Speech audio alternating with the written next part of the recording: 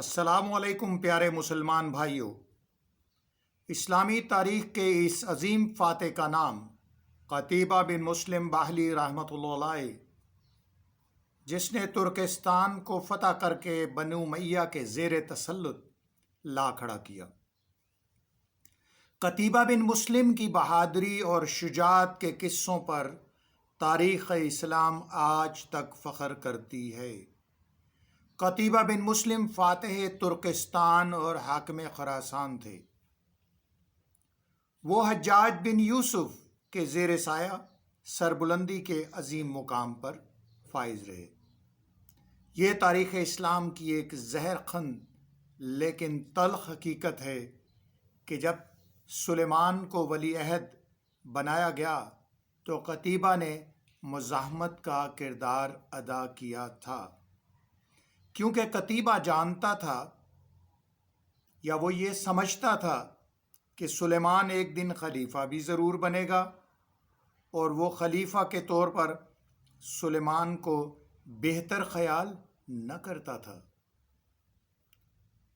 ایک دن چنانچہ جب سلیمان تخت نشین ہوا تو قتیبہ کو یہ فکر دامنگیر ہوئی کہ کہیں نیا خلیفہ اس سے انتقام لینے پر نہ اتر آئے، جبکہ قتیبہ بن مسلم اسلام کے ایک عظیم فاتح کی حیثیت سے تیزی سے آگے بڑھ رہا تھا۔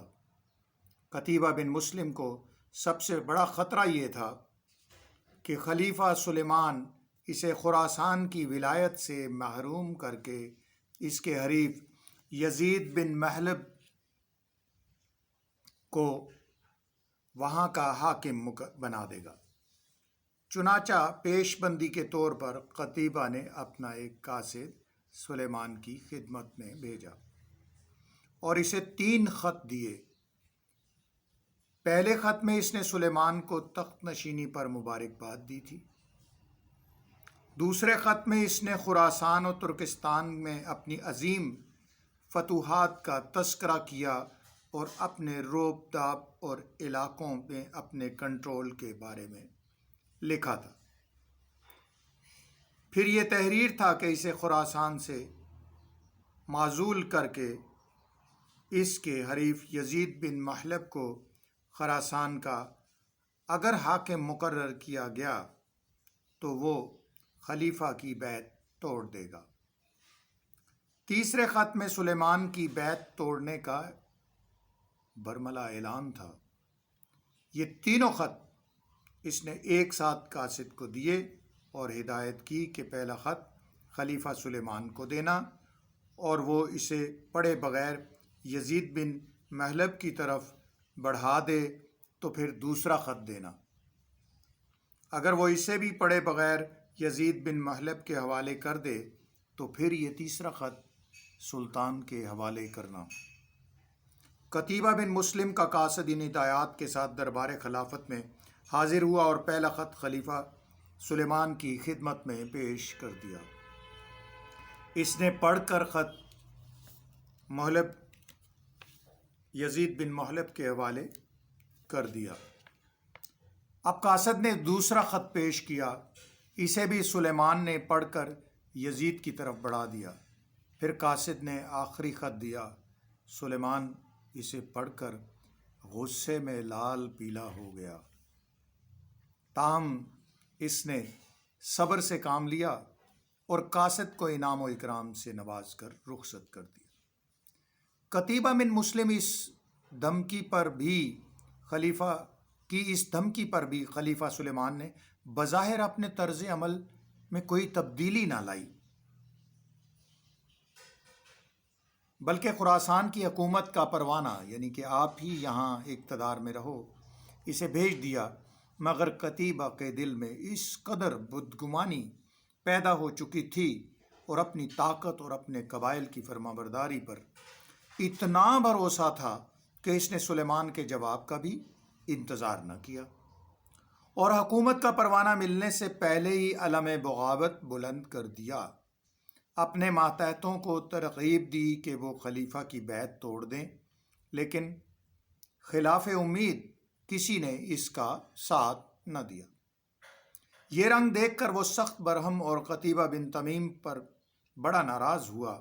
اس کا اثر الٹا ہوا کہ خود قبیلہ بنی تمیم اس کے خلاف ہو گیا اور وکی بن الاسور کو اپنا سردار بنا کر مقابلے پر آ گیا۔ کئی ہزار اہل عجم نے بھی بنی تمیم کا ساتھ دیا۔ دونوں میں خون ریز جنگ ہوئی۔ قتیبہ نے شکست کھائی اور خود اس کے بھائی اور لڑکے مارے گئے۔ اس کا سر کاٹ کر سلیمان کے پاس بھیج دیا گیا۔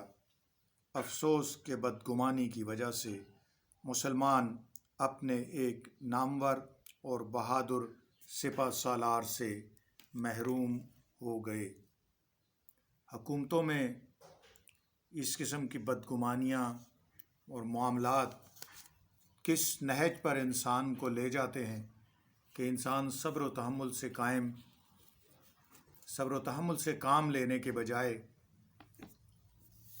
بے صبری کا مظاہرہ کرتے ہوئے مسلمانوں کی ہستی بستی سلطنتوں کو بھی کس نہج پر پہنچا دیتے ہیں۔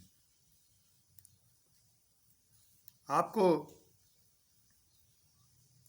یہ ضرور بتائیں گے کہ قتیبہ بن مسلم نے بے شک اس بادشاہ سے بغاوت کی، لیکن وہ ایک بہادر جرنیل تھا۔ اب آپسی لڑائی کے بعد اس کے قتل کے بعد مسلمانوں کو کیا نقصان ہوا؟ قتیبہ بن مسلم کی موت سے صرف وسط ایشیا کی فتوحات تقریباً 3/4 صدی پیچھے جا پڑی۔ 3/4 صدی پیچھے جا پڑی۔ اس نے جو علاقے فتح کیے تھے ان میں بھی انحطاط کے آثار پیدا ہو گئے۔ اس کے جانشینوں میں وہ دور اندیشی نہیں تھی جو اس سپہ سالار کے حصے میں آئی تھی۔ بہرحال قتیبہ ترکستان میں ایسی مضبوط بنیادیں رکھ کر گیا تھا کہ جس پر آگے چل کر ایک اسلامی سلطنت قائم ہوئی۔ افسوس ہے کہ اس کا کام ختم ہونے سے پہلے ہی موت کے